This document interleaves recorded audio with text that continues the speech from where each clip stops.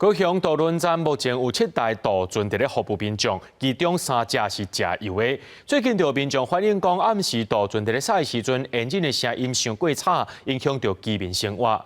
船公司回应讲，目前上届新的电动船已经开始伫咧暗时服务民众，要拼2030年进前，甲渡轮全部换正电的。 来往基顶甲高帅居民，渡轮是因重要的交通工具。今年拄加入后尾乡站1号是上新的电动船，因为无油味，声音较甜，较受欢迎。最近也有居民反映，暗时拢是较过油船咧驶，引擎的声音伤大声，常常甲住伫港边附近的居民吵甲困袂落眠，认为应该爱伫暗时驶电动船。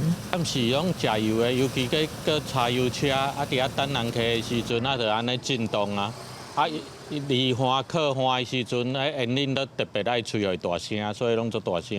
明仔11、2点啦，到早拢5点左右就搁开始乒乒乓乓迄落声吼。高山渡轮站逐工驶船的时间是为透早5点到下半暝2点，针对暗时加油渡轮伤吵，轮船公司董事长回应，目前上新的电动船顶个月起就返点开始营运到2点。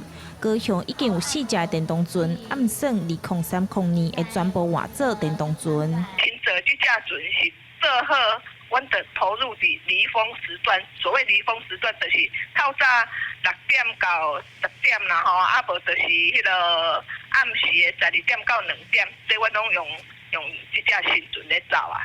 除了渡船暗时伤吵，上新的这台电动船，民众也建议二楼的船面也爱设救生衣，搁有2楼的栏杆空旷受过大的问题。轮船公司回应，船顶的救生设备检查拢合格，民众反映的问题会积极研究改善。记者钟义辉、邱昭勇高雄报道。